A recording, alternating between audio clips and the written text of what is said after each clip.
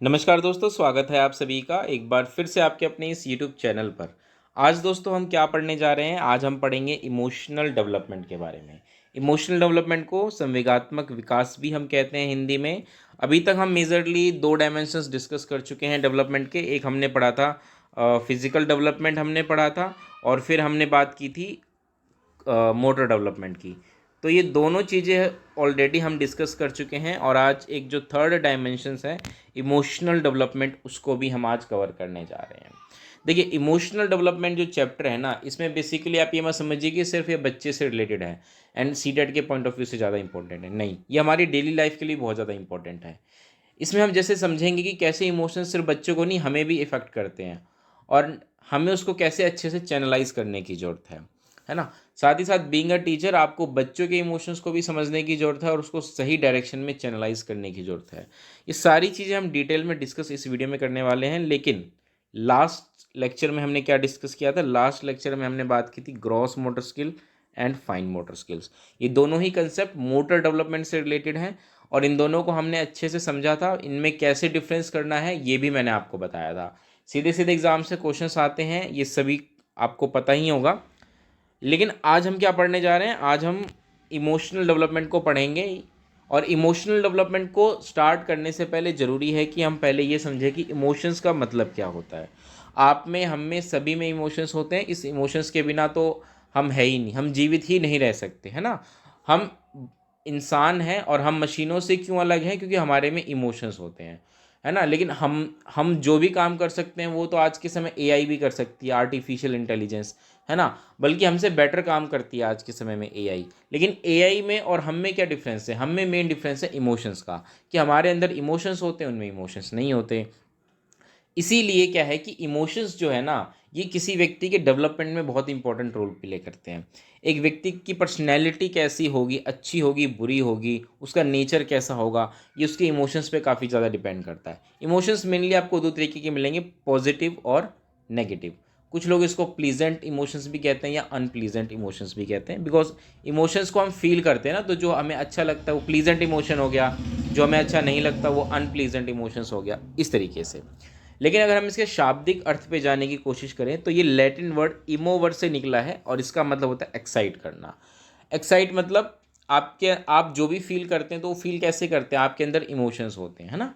For example, अगर आपके अंदर मान लीजिए पॉजिटिव इमोशंस हैं, तो आप जैसे फॉर एग्जांपल मान लीजिए आपके अंदर लव इमोशन है किसी के लिए, तो आप में थोड़ी सी एक्साइटमेंट होगी उस व्यक्ति के प्रति, है ना। और ये जो एक्साइटमेंट है ना, यही एक इमोशन होती है, ये हमें फील होती है। इसी प्रकार से किसी के प्रति हमारे अंदर गुस्सा है, एंगर है, तो वो भी हमें एक्साइट करती है, ठीक है।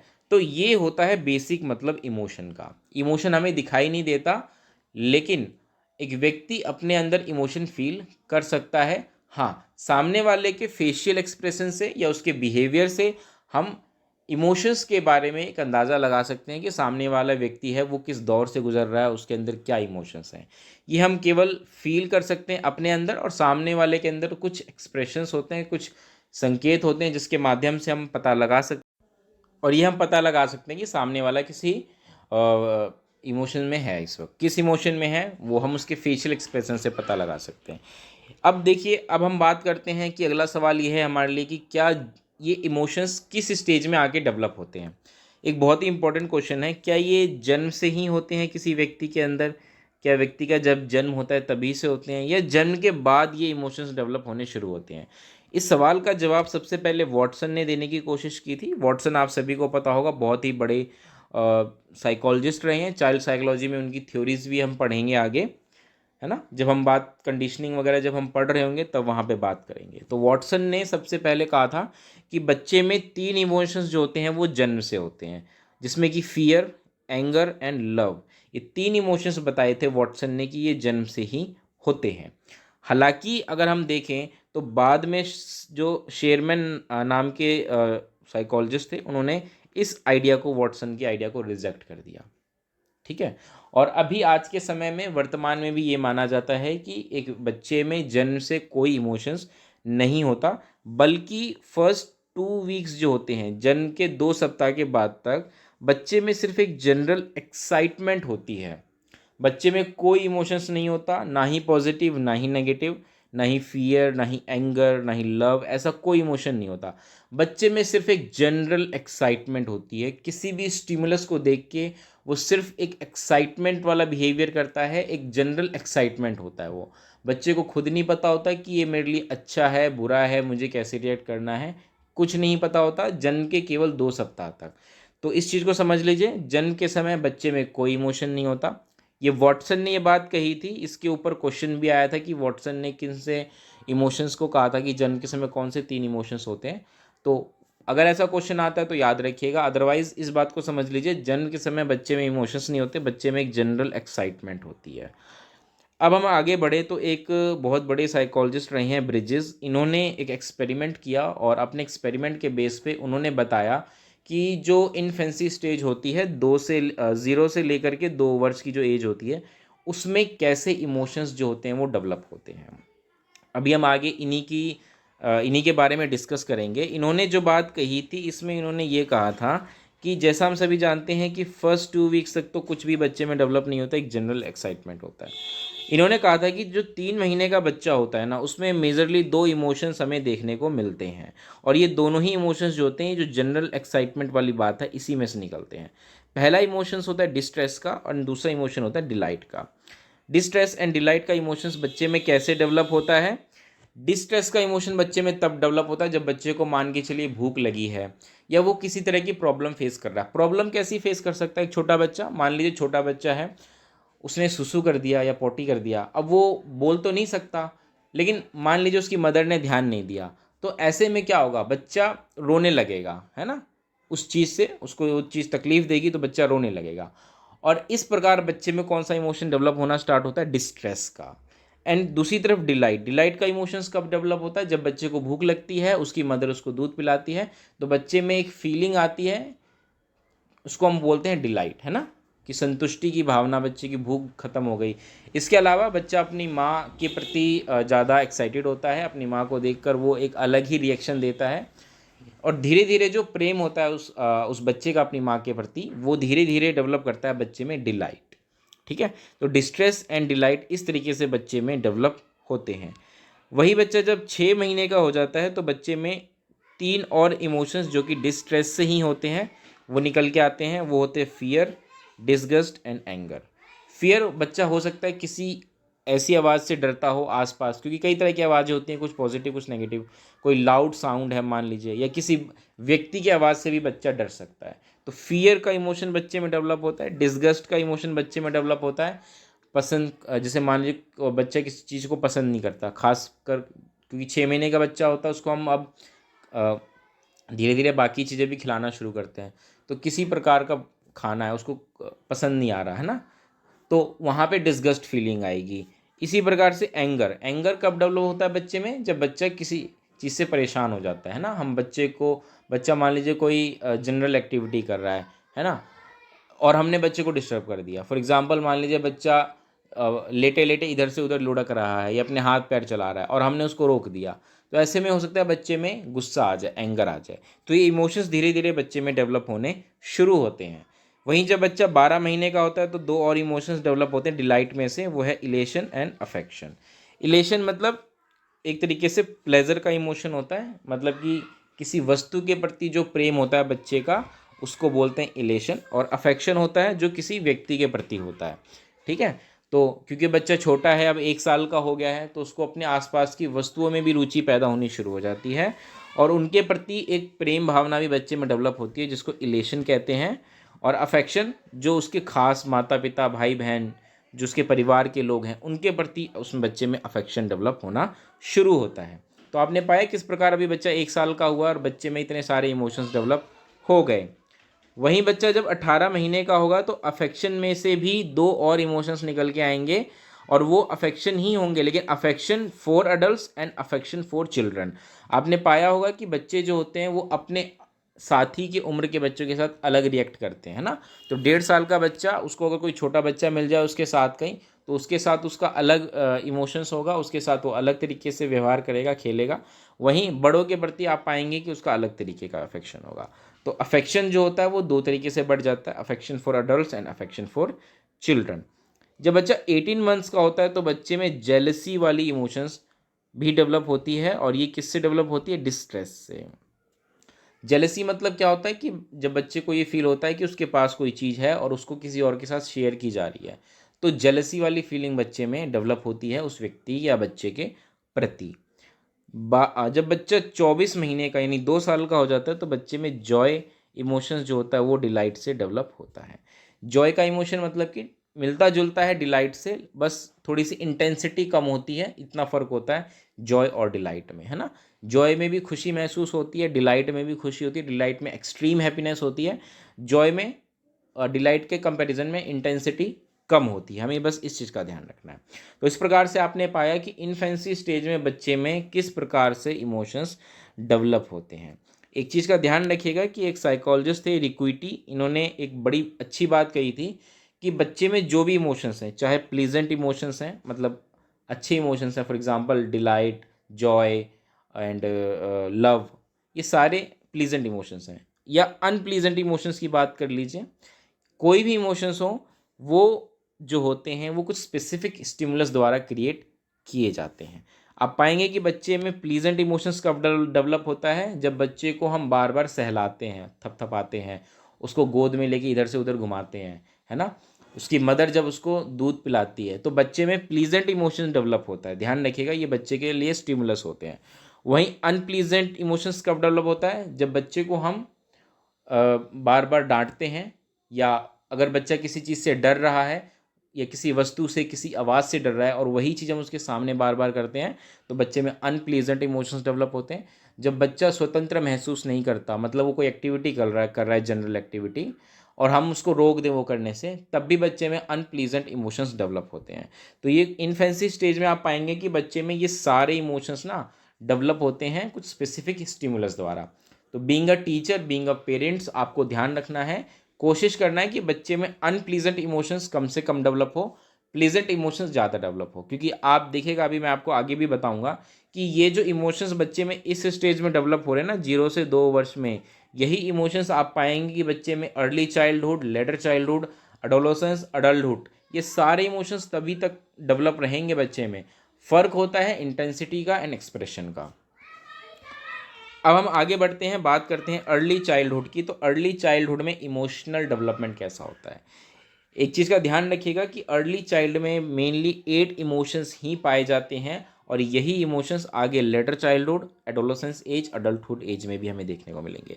ये इमोशंस कौन कौन से होते हैं? Anger, fear, jealousy, curiosity, envy, joy, grief and affection.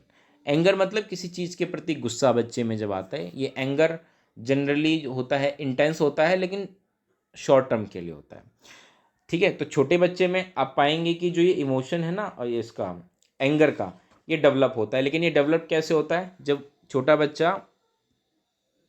ये छोटा बच्चा अपने साथियों के साथ खेल रहा है, उनके साथ लड़ाई झगड़ा हो जाए, है ना, या उसने कोई चीज़ मांगी और आपने नहीं ला के दी, तो ऐसे में बच्चे में क्या होता है कि एंगर डेवलप होता है। और ये एंगर बच्चा कैसे एक्सप्रेस करता है? वो उछल कूद करेगा, रोएगा, है ना, घर के सामान को इधर उधर फेंकेगा। तो इस प्रकार आप पाएंगे कि बच्चे में एंगर डेवलप होता है। वहीं हम बात करें फियर की, तो फियर का इमोशन कैसे डेवलप होता है? फियर का इमोशन इस स्टेज में बच्चे में हो सकता है कि उसने अपने मम्मी पापा, दादा दादी, नाना नानी से कोई ऐसी डरावनी कहानी सुन ली हो, भूतों की कहानी, या टीवी पे उसने कुछ ऐसा देखा हो, कोई आवाज़ ऐसी हो जिससे जो बच्चे को पसंद ना हो। तो ये सारी चीज़ें बच्चे में क्या डेवलप करती हैं? फियर डेवलप करती हैं। और जब बच्चे में फियर डेवलप होता है तो देखेंगे आप, बच्चे का जो बिहेवियर होता है वो बहुत ही अलग होता है। ऐसे में बच्चा अक्सर इधर उधर भाग जाता है, अपने आप को कहीं छिपा लेता है, चिल्लाने लगता है, रोने लगता है। ये सारी चीज़ें बच्चा करता है जब बच्चे में फियर इमोशन डेवलप होता है। अब हम बात करें जेलेसी की, तो जेलेसी का इमोशन कब डेवलप होता है? जेलेसी मतलब बच्चे को जब ऐसा महसूस होता है कि उसका प्यार या उसके पास कोई ऐसी वस्तु है जो बाकी लोगों के साथ शेयर की जा रही है, तो उसमें जेलसी वाली फीलिंग आती है। जनरली आप पाएंगे कि जेलसी की फीलिंग बच्चे में खासकर तब आती है जब उसके घर में कोई छोटा भाई बहन होता है, जिसके साथ उसके मदर जो प्रेम होता है वो बाकी बच्चों के साथ बांटते हैं, या उसकी कोई चीज़ उसके साथ शेयर करते हैं। तो ऐसे में बच्चे में जेलसी वाली इमोशंस उसमें डेवलप हो जाती है। वहीं हम बात करें क्यूरियोसिटी की, तो क्यूरियोसिटी तो आप समझते होंगे कि बच्चा कुछ नई नई चीज़ें जानने की कोशिश करता है। इसीलिए आप पाएंगे कि इस स्टेज में बच्चे ना कुछ अटपटे से सवाल करते हैं पेरेंट्स से, टीचर्स से, क्योंकि उनको उनमें क्यूरियोसिटी होती है अपने आसपास की चीज़ों को जानने की, समझने की। तो इस प्रकार क्यूरियोसिटी डेवलप होती है। वहीं हम बात करें एनवी की, तो एनवी कब डेवलप होता है? एनवी का मतलब ये कैसा इमोशन होता है? एनवी का मतलब ये होता है कि बच्चा जब ये महसूस करता है कि उसके पास, मतलब उस वो बाकी बच्चों में देखता है कि उनके पास कुछ ऐसी चीज़ें हैं जो उसके पास नहीं है।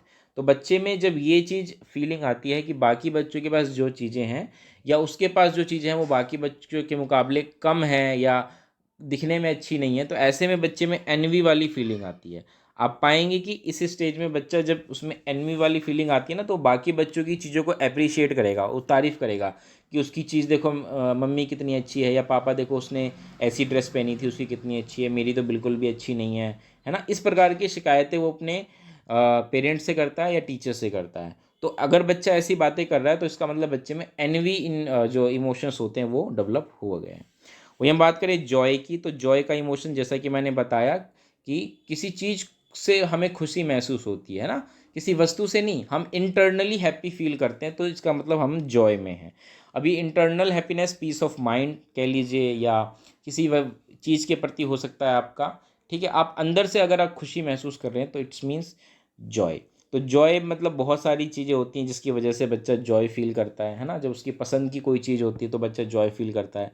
बच्चों का जब बर्थडे मनाते हैं तो बच्चा जॉय फील करता है। तो जब वो अपने किसी खास दोस्त से मिलता है तो जॉय फील करता है ना। तो इन सब चीज़ों में बच्चा जॉय फील करता है, और वो उसका एक्सप्रेशन कैसे करता है? उछल कूद करेगा, ताली बजाएगा, हंसेगा, ये सारी फीलिंग्स, एक्सप्रेशंस जो होते हैं वो दिखाते हैं जॉय को। नेक्स्ट है ग्रीफ। ग्रीफ का मतलब दुख। अब दुख तो कई कारणों से हो सकता है बच्चे में। हो सकता है बच्चे की कोई अच्छी कुछ कीमती चीज़ थी वो गुम हो गई, तो ऐसे में बच्चे में दुख की फीलिंग आएगी। या उसके फैमिली मेम्बर्स में से मान लीजिए किसी की डेथ हो जाए, तो ऐसे में भी बच्चे में ग्रीफ वाली फीलिंग आती है। और ऐसे में बच्चा क्या करेगा, कैसे एक्सप्रेस करेगा? वही सामान्य क्रियाएं करेगा, जैसे कि रोना, है ना, बाकी चीज़ों में अभिरुचि उसकी कम हो जाएगी। इस प्रकार से बच्चा जो है वो अ, अभिव्यक्त करेगा अपने इमोशंस को। नेक्स्ट है अफेक्शन। अफेक्शन यानी कि किसी व्यक्ति के प्रति जो प्रेम होता है उसको हम कहते हैं अफेक्शन। जैसा कि मैंने पहले भी डिस्कस किया था ना अफेक्शन के बारे में। लेकिन अफेक्शन जो होता है वो जनरली किसी व्यक्ति के प्रति होता है, और उससे उसको क्या फील होता है? प्लेजर फील होता है। बच्चा उस व्यक्ति के साथ रहना पसंद करता है। वो व्यक्ति कोई भी हो सकते हैं घर में। जनरली जो बड़े लोग होते हैं, जैसे दादा दादी, नाना नानी, बच्चा उनके साथ ज़्यादा फील करता है अफेक्शन, ठीक है। उनके साथ रहना उसको पसंद आता है, क्योंकि दादा दादी, नाना नानी अक्सर अपने जो पोता पोती होते हैं उनको या जो नाती नतनी होते हैं उनको ज़्यादा प्रेम करते हैं ना। तो बच्चे में अफेक्शन उनके प्रति आप पाएंगे कि अक्सर ज़्यादा होता है, ठीक है। तो ये सारे कुछ इमोशंस हमने पाए कि किस प्रकार से जो अर्ली चाइल्डहुड स्टेज होती है उसमें डेवलप होते हैं। अब एक चीज़ ध्यान रख लीजिएगा कि यही इमोशंस ना आपको आगे भी देखने को मिलेंगे। यही सारे इमोशंस आगे भी रहेंगे। फ़र्क होगा कि बच्चा उसको कैसे एक्सप्रेस कर रहा है, ठीक है। जैसे कि अगर मैं बात करूँ कि लेटर चाइल्डहुड की, तो देखिए यहाँ पे साफ लिखा है कि same emotions found as early childhood but the difference is found in the way they express their emotions. For example, जो हमने यहाँ पे बात की अ, ये सारे इमोशंस की, तो आप पाएंगे इसमें कुछ पॉजिटिव इमोशंस है, कुछ नेगेटिव इमोशंस है। जैसे कि क्यूरियोसिटी, जॉय, अफेक्शन, ये पॉजिटिव इमोशंस हैं। Anger, fear, curiosity, envy, grief, ये कुछ नेगेटिव इमोशंस हैं। अब फ़र्क क्या होता है कि अर्ली चाइल्डहुड और लेटर चाइल्डहुड में आप पाएंगे कि बच्चा अब इस इमोशंस को ना थोड़ा तरीके से अभिव्यक्त करता है। कैसे? उसको पता होता है कि जो नेगेटिव इमोशंस होते हैं वो बाकी लोगों द्वारा पसंद नहीं किए जाते। तो इसलिए बच्चा क्या करता है कि उस इमोशंस को अब पहले की तरह नहीं कि रोने लगेगा, चिल्लाने लगेगा। मान लीजिए वो गुस्से में है तो चिल्लाएगा, रोएगा, ऐसा नहीं। बच्चा एक्सप्रेशन देगा, अपने फेशियल एक्सप्रेशन देगा। वो नाराज़ हो जाएगा आपसे, ठीक है, बात नहीं करेगा, मुंह फुला लेगा। इस प्रकार के रिएक्शन देगा, ना कि पहले की तरह बच्चे की तरह हाथ पैर पटकने लगेगा, चिल्लाने लगेगा। तो आप पाएंगे कि एक्सप्रेशन का जो तरीका है वो काफ़ी बदल गया है ना। वहीं आप ये भी पाएंगे कि इस स्टेज में जो ये इमोशंस होते हैं ना, इनकी इंटेंसिटी एंड फ्रीक्वेंसी वो पहले के मुकाबले बढ़ जाती है, ठीक है। और इस स्टेज में बच्चा खुद को बहुत ही ज़्यादा प्रॉब्लमेटिक स्टेज में पाता है। ठीक है, बच्चे में क्योंकि मैच्योरिटी तो इतनी आती नहीं है, तो कई बार क्या होता है कि बच्चे में इन इमोशंस को कंट्रोल में करना मुश्किल हो जाता है ना। बच्चे कई बार अपने इमोशंस को कंट्रोल भी नहीं कर पाते हैं। तो इसलिए आप पाएंगे कि इस स्टेज में अक्सर बच्चे बड़ों के साथ कई बार बदतमीजी भी कर देते हैं। ठीक है, क्योंकि उनको पता नहीं होता ना कि अपने एक्सप्रेशन को कैसे सामने वाले के सामने कैसे एक्सप्रेस करना है, ये पता नहीं होता ठीक से। हालांकि वो इतना तो समझ जाते हैं कि अब उसको बचकानी हरकत नहीं करनी है, लेकिन सही तरीका क्या है एक्सप्रेस करने का वो बच्चे में नहीं होता। तो ऐसे में आप पाएंगे कि बच्चे कई बार इस तरह का व्यवहार भी कर देते हैं। लेकिन बीइंग अ टीचर आपको समझने की ज़रूरत है कि बच्चा किस प्रॉब्लम से होके गुजर रहा है या बच्चे में इस समय क्या चल रहा है। नेक्स्ट है इमोशनल डेवलपमेंट इन अडोलोसेंस। अब अडोलोसेंस एज जो होती है, हमने पहले भी पढ़ा था कि आंधी तूफान की अवस्था होती है। आंधी तूफान की अवस्था क्यों होती है? क्योंकि इसमें जो इमोशंस होते हैं ना वो बिल्कुल आंधी और तूफान की तरह होते हैं। इनकी इंटेंसिटी इतनी ज़्यादा होती है कि एक तो बच्चे को अपने इमोशंस को कंट्रोल करना मुश्किल हो जाता है ना। और आप पाएंगे कि अगर जो बच्चा इस स्टेज में अपने इमोशंस को कंट्रोल कर लेता है तो अगले 2 से 3 साल में बच्चा कंप्लीटली आप पाएंगे कि मिच्योर हो जाता है। ठीक है, देखिए वही सारे इमोशंस जो मैंने बताया अर्ली चाइल्डहुड वाले इमोशंस ही इसमें होते हैं, लेकिन इसकी तीव्रता बहुत ज़्यादा होती है। अगर बच्चे में गुस्सा है तो बहुत ज़्यादा गुस्सा होगा। ठीक है, आप पाएंगे अगर बच्चे में गुस्सा है तो बहुत ज़्यादा गुस्सा होगा। बच्चे में अगर लव है तो बहुत ज़्यादा होगा, है ना। हालांकि बच्चे के इस इमोशंस को इस स्टेज में चैनलाइज करना बहुत ज़्यादा ज़रूरी होता है ना। चैनलाइज करने की जिम्मेदारी किसकी होती है? टीचर्स की होती है और पेरेंट्स की होती है। आप पाएंगे कि आपको, या अगर आपने इतिहास भी पढ़ा हो ना, तो वहाँ उस एग्जाम्पल से मैं आपको समझाने की कोशिश करता हूँ। अगर आपने भारत का इतिहास पढ़ा होगा तो आपको भगत सिंह, सुखदेव, चंद्रशेखर आज़ाद, इन जैसे बहुत सारे लोग आपने इनके जो इन्होंने अपना सर्वश्रेष्ठ बलिदान दिया है देश के लिए, वो पता होगा। उन्होंने देखा कि किस प्रकार उस समय भारत के लोगों पर अत्याचार किया गया, उनके अपने लोगों पर अत्याचार किया। और क्योंकि वो इसी स्टेज में थे, एडोलोसेंस एंड अडल्टहुड, है ना, 20, 21, 16, 17 की एज थी लगभग। तो जो ये क्रांतिकारी थे, इन्होंने देखा कि किस प्रकार उनके अपने लोगों पर अत्याचार किया, तो उनके अंदर जो एंगर था, इमोशंस था, वो बहुत ज़्यादा था, है ना। और उन्होंने अपने इस एंगर को चैनलाइज किया। कैसे? उन्होंने अंग्रेजों के प्रति युद्ध की घोषणा की। हालांकि उनका तरीका कैसा था? उनका तरीका जो हिंसक था, है ना, वो हथियार पसंद करते थे। भगत सिंह, सुखदेव और जो बाकी लोग थे, चंद्रशेखर आज़ाद। वहीं आप पाएंगे कि बाकी क्रांतिकारी जैसे महात्मा गांधी, भीमराव अंबेडकर, पंडित जवाहरलाल नेहरू, है ना, ये सब भी उस वक्त थे। और इनकी उम्र अगर आप देखेंगे तो इनकी उम्र एडोलोसेंस वाली नहीं थी, वो काफ़ी मिच्योर थे, अडल्टहुड में थे, लगभग 45-50 साल की एज में रहे होंगे। तो उस एज में आप पाएंगे कि जो इमोशंस होते हैं ना हमारे, वो बिल्कुल शांत होते हैं। मतलब होता तो है गुस्सा, लेकिन जो एक्सप्रेशन होता है ना उनका अलग तरीके से होता है ना। तो उस वक्त उन लोगों ने भी, उनके मन में भी गुस्सा था, लेकिन उन्होंने अपने गुस्से को कैसे चैनलाइज किया? उन्होंने अहिंसक तरीका अपनाया, है ना। जो विरोध प्रदर्शन वो करते थे या जिस प्रकार से लोगों को उन्होंने जागरूक किया, है ना, ये उनका तरीका था विरोध करने का। तो आप पाएंगे कि आपको क्रांतिकारी जब भी मिलेंगे ना, क्रांतिकारी, तो आपको एडोलोसेंस एज में ही मिलेंगे, है ना। जितने भी क्रांतिकारी पैदा हुए हैं वो इसी एज में पैदा होते हैं, क्योंकि ये एज ही होती है क्रांति की। आपके अंदर इमोशंस की क्रांति होगी, अब वो चाहे लव का इमोशंस हो या किसी भी चीज़ का हो। तो इसीलिए आप पाएंगे कि इसमें अक्सर जो लड़के होते हैं वो दूसरों के प्रति, या लड़कियां जो होती हैं लड़कों के प्रति, जो उनके अंदर अपोजिट जो अट्रैक्शन होता है वो ज़्यादा होता है। और कई बार कुछ लोग इस एज में, क्योंकि अपने इमोशंस में वो कंट्रोल में नहीं रहते, इमोशंस के आवेश में आकर कई बार वो कुछ गलत स्टेप भी उठा लेते हैं। तो इस एज में आप पाएंगे कि इंटेंसिटी ज़्यादा होती है इमोशंस की, दूसरा फ्रीक्वेंसी ज़्यादा होती है। आपको बार बार ये चीज़ें परेशान करेंगी, चाहे वो एंगर हो, चाहे वो लव हो, चाहे वो कुछ भी हो, है ना। ये चीज़ें बार बार आपको परेशान करेंगी, रोज़ करेंगी अगर आप इस एज में हैं तो। वहीं अगर हम बात करें कि इस एज में आपको, जैसा कि मैंने आपको बताया कि किस प्रकार से आपको इसको सही तरीके से चैनलाइज करने की ज़रूरत है, बीइंग अ टीचर, है ना। आपको इसको सही तरीके से चैनलाइज करने की ज़रूरत है कि बच्चे में जो इमोशंस हैं वो इमोशंस ठीक है, अगर उसमें एंगर है या लव है या कुछ भी है, वो ठीक है, इमोशंस होना चाहिए, लेकिन उसको सही तरीके से चैनलाइज करना टीचर की जिम्मेदारी है। आप पाएंगे कि इस स्टेज में जो इमोशंस होते हैं वो जो भी बच्चे में मतलब चेंजेस लेकर आएंगे वो लॉन्ग टर्म चेंजेस होंगे। ठीक है, अगर एंगर का इमोशन ज़्यादा हुआ तो आप पाएंगे कि आने वाली जो उसकी लाइफ होगी that will be full of distress, बहुत ज़्यादा उसको प्रॉब्लम फेस करनी पड़ेगी क्योंकि उसका नेचर ही ऐसा बन जाएगा। लेकिन जिनमें इमोशंस लव का है, बाकी चीज़ों का पॉजिटिव इमोशंस ज़्यादा है, तो अगर उन्होंने खुद को वैसा बना लिया तो उनका नेचर उसी हिसाब से डेवलप हो जाता है। ठीक है, ये सारी चीज़ें हमें आगे लंबे समय तक अफेक्ट करती हैं। तो इस प्रकार आप पाएंगे कि कुछ इमोशंस जो होते हैं वो एडोलेसेंस एज में इस प्रकार से डेवलप होते हैं।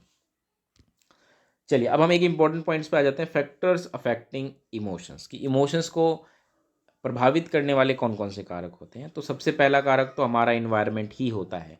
हमारा इन्वायरमेंट कैसे हमें इफेक्ट करता है, छोटा बच्चा हो या बड़ा हो कोई भी हो, हमारे अंदर गुस्सा, डर, प्रेम, घृणा, ये सारे इमोशंस सामने वाले वस्तु या व्यक्ति को देखकर कहीं तो आते हैं, या सामने वाले का व्यवहार देखकर ही तो आते हैं। वो चाहे हम घर में हों, चाहे समाज में हों, चाहे दोस्तों में हों, चाहे रिश्तेदारों में हों, चाहे हम स्कूल में हों, है ना। हमारे अंदर ये सारे इमोशंस डेवलप करने के लिए जो स्टिमुलस का काम करते हैं वो कौन होता है, वो हमारे इन्वायरमेंट होता है।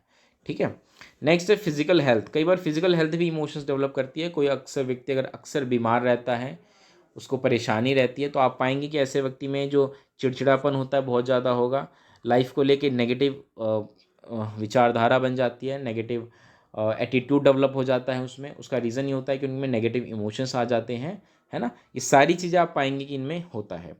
कुछ सोशल प्रॉब्लम्स भी होती हैं बच्चे की, क्योंकि बच्चा इस स्टेज में आ जाता है कि उसको कोशिश करता है कि मैं अपने आसपास की प्रॉब्लम्स को खुद ही सॉल्व करूं, चाहे वो अपने दोस्तों की ही बात करें, दोस्तों में होने वाले छोटे मोटे जो उनके झगड़े होते हैं कई बार, है ना, या मान के चलिए कि कुछ ऐसे डिसीजंस कई बार बच्चे को लेने होते हैं जो कि वो सोचता है कि मैं खुद से ले सकता हूँ, और ऐसे में क्या होता है कि जब वो गलत डिसीजन ले लेता है तो ऐसे में भी बच्चे में कुछ इमोशनल प्रॉब्लम्स क्रिएट होती हैं। अगर उसका डिसीजन सही रहा तो उसमें प्लेजर, पॉजिटिव इमोशंस डेवलप होंगे, लेकिन वही अगर उसने कुछ गलत डिसीजन लिया, उसको क्रिटिसाइज़ किया लोगों ने, तो वहाँ पे उसमें कुछ नेगेटिव इमोशंस डेवलप हो जाएंगे।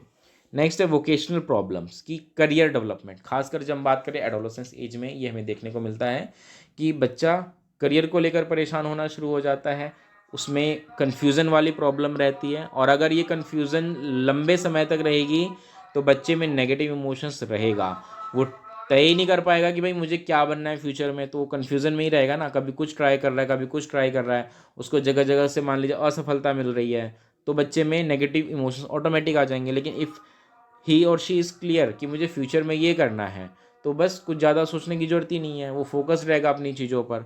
तो इस प्रकार से आप पाएंगे कि वोकेशनल प्रॉब्लम्स भी अफेक्ट करती हैं। वहीं पेरेंट्स का क्या एटीट्यूड है, पेरेंट्स का क्या एटीट्यूड है, सपोर्टिव हैं या थोड़े से मतलब जो होते हैं ना कि अपने परिवार में स्ट्रिक्ट हैं या सपोर्टिव हैं, इस टाइप से हैं, तो उनका क्या एटीट्यूड्स है, उनका क्या बिहेवियर है अपने बच्चों को लेकर, वो भी काफ़ी इफेक्ट करता है। क्या पेरेंट्स बच्चों से लगातार बात करते हैं, कांटेक्ट में रहते हैं, उनकी उनकी सारी चीज़ें क्या वो सुनते हैं, शेयर करते हैं, तो ये सारी चीज़ें इफ़ेक्ट करती हैं कि बच्चे में कैसा इमोशंस डेवलप होगा। इसके अलावा फेलियर इन स्कूल, कभी बच्चा मान लीजिए स्कूल में फेल हो जाए, एकेडमिक्स भी हो या नॉन एकेडमिक्स, दोनों की बात कर रहा हूँ, मान लीजिए कहीं भी बच्चा फेल होता है तो भी बच्चे में नेगेटिव इमोशंस आते हैं। हालांकि उस वक्त समाज की, उसके परिवार की, उसके शिक्षक की जिम्मेदारी है कि कैसे ना कैसे करके उस बच्चे को उस चीज़ से बाहर निकाला जाए, उसको समझाया जाए कि failure is part of life, और ये आपको कभी ना कभी फ्यूचर में भी फेस करना पड़ेगा, तो इससे घबराना नहीं है, इससे आगे बढ़ना है। कैसे आप समझाएंगे बच्चों को, ये डिपेंड करेगा आप पर, और यही डिपेंड करेगा कि बच्चे में कैसे इमोशंस डेवलप होंगे। अगर बच्चा फेलियर से इतना घबराता नहीं है, उसको लगता है कि it's a part of life, तो बच्चे को कोई फियर नहीं है ऐसा फेलियर का, और आगे वो कोशिश करता रहेगा। लेकिन अगर वो एक बार फेल हो जाए, उसको समाज क्रिटिसाइज़ करे, उसकी फैमिली सपोर्ट करना बंद कर दे, तो बच्चे में प्रॉब्लम क्रिएट होती है, वो बहुत ही ज़्यादा खुद को लेकर इन्फीरियर फीलिंग उसमें आ जाती है। Next, authoritarian atmosphere of the school, कि स्कूल का एटमॉस्फेयर अथॉरिटेटिव है, मतलब कि स्ट्रिक्ट है, बच्चों को ज़्यादा अपॉर्चुनिटीज़ नहीं देता, बच्चों को ज़्यादा एक्सप्रेस नहीं करने देता, तो ऐसे केस में भी बच्चे में नेगेटिव इमोशंस होने के चांसेस ज़्यादा होते हैं। अगर स्कूल का माहौल डेमोक्रेटिक हो तो वहाँ पे बच्चे अपने आप को एक्सप्रेस करते हैं, उनको लगता है कि शायद हमारे इमोशंस की यहाँ पे कदर होगी। तो ये कुछ ऐसे फैक्टर्स हैं जो कि अफेक्ट करते हैं हमारे इमोशंस को, हमारे इमोशंस को डेवलप करने में इनका बहुत ज़्यादा रोल होता है। तो देखा दोस्तों, आज हमने मेन चीज़ें पढ़ ली इमोशनल डेवलपमेंट के बारे में। ये कुछ इंपॉर्टेंट चीज़ें थी जो मैंने आप सभी को बता दी। एग्ज़ाम में बस आप इतना ध्यान रख लीजिएगा, किस स्टेज में कौन सा इमोशंस बच्चे में डेवलप होता है, मेजर क्वेश्चन वहीं से आएगा। ठीक है, तो दोस्तों इस वीडियो में हम इतना ही रखते हैं। उम्मीद करता हूँ वीडियो आपको पसंद आई होगी। पसंद आई हो तो ज़रूर लाइक करिएगा। मिलेंगे अगली वीडियो में दोस्तों, तब तक के लिए नमस्कार, धन्यवाद।